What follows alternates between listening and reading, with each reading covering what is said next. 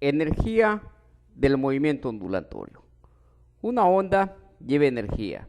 Cuando viene una ola, esta ola lleva energía. Un terremoto es un ejemplo de cómo transporta las ondas energía, como en una ciudad causa devastación una onda sísmica por la energía que lleva. Vamos a analizar entonces la energía del movimiento ondulatorio. Acá tenemos la cuerda que va a ser el transmisor de la onda. Entonces esta cuerda va a tener una tensión. En este punto la tensión la vamos a analizar y viene para acá. Por tercera ley hay otra fuerza de tensión en esta dirección. Vamos a hacer el análisis sobre esta fuerza. Vemos que en este caso la pendiente de la cuerda va a ser dy sobre dx. Si descomponemos la fuerza de tensión va a ser Fy y F. Ahora bien, en este caso la delta Y era positivo y acá Fy es negativo. Entonces, las pendientes están con signo negativo. Esta tiene el signo negativo de esta pendiente. Escribimos entonces que dy entre dx con signo negativo va a ser igual a Fy entre F. De acá podemos despejar la fuerza Fy. La fuerza transversal, que va a ser que oscile la onda, va a ser igual a F dy dx. Al final de cuentas, esta aceleración va a producir un trabajo, fuerza por distancia, y esa es la energía que está transfiriendo la onda. De acá podemos escribir que Fy entonces es igual a menos F dy dx. Si lo vemos para elementos diferenciales delta y, delta x, esta ecuación la podemos transformar en F de y que depende de x y t igual a menos F, la derivada parcial de y de x, t con respecto a la derivada parcial de x.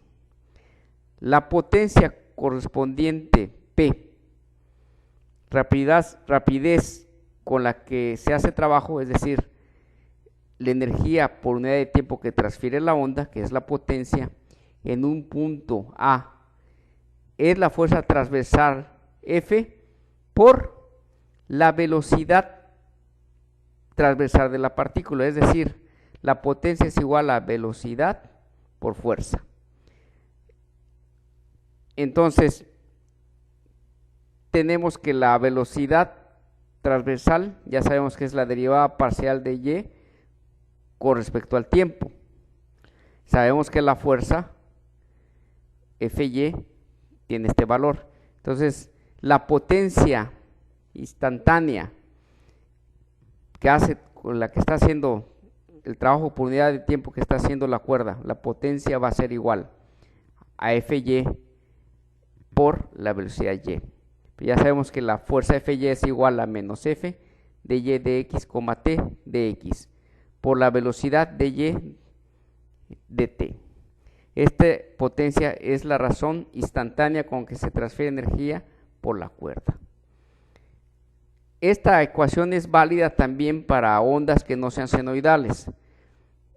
El único requisito es que sean ondas lineales. Ahora, vamos a ir con la potencia instantánea. Vamos a tomar ahora una onda senoidal. Y es igual a coseno de kx menos omega t. Sacamos entonces la derivada de y con respecto a x. Vamos a hallar la fuerza Fy. Estamos haciendo eso. Entonces hay que sacar primero esta derivada parcial. Esta derivada parcial va a ser, la derivada del coseno es menos el seno por a, por la derivada de lo de adentro con respecto a x queda k. La derivada de omega t con respecto a dx da 0. Ahora vamos a sacar la velocidad transversal. La derivada parcial de y con respecto ahora t. En este caso, la derivada del coseno es menos el seno de a. Ahora, la derivada de lo de adentro, en este caso, como es con respecto al tiempo, va a dar solamente menos omega. Con el signo menos queda más, entonces la derivada de y con respecto a t es la velocidad transversal que ya habíamos calculado, que es igual a omega a seno de kx menos omega t. Entonces la potencia ya podemos sustituir f de y y la velocidad. La potencia queda como f por los valores que encontramos, es decir, queda k, omega, a por a queda a cuadrada, queda seno por seno, queda seno cuadrado de kx menos omega t.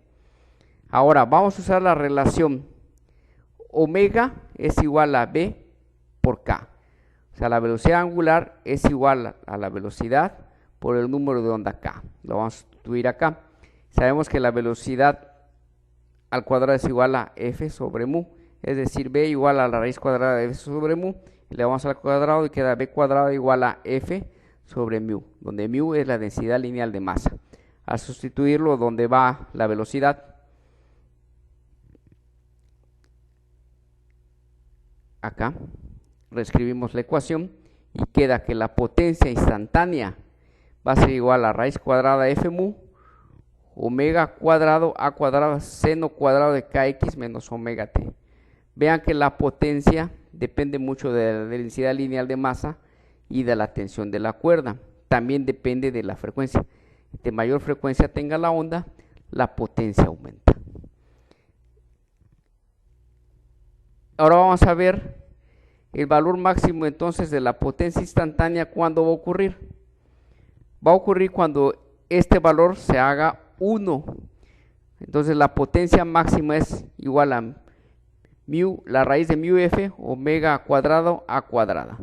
Esa es la potencia instantánea máxima que puede tener la onda. Ahora, para obtener la potencia media, sabemos que el valor medio del seno cuadrado de kx menos omega t es igual a 1/2. Entonces simplemente hay que poner el valor de 1/2 acá y podemos hallar la potencia media para una onda. La potencia va a ser igual a 1/2 de la raíz cuadrada de f mu omega cuadrado a cuadrada. Vean cómo la potencia media depende de la velocidad angular de la onda, es decir, de la frecuencia de la onda, la densidad lineal de masa de la onda y la tensión. ¿Qué tan tensa está el medio, la cuerda en este caso? Nos da una potencia media mayor. Aquí en esta gráfica, como vemos que para estos puntos tenemos la potencia máxima y la potencia media.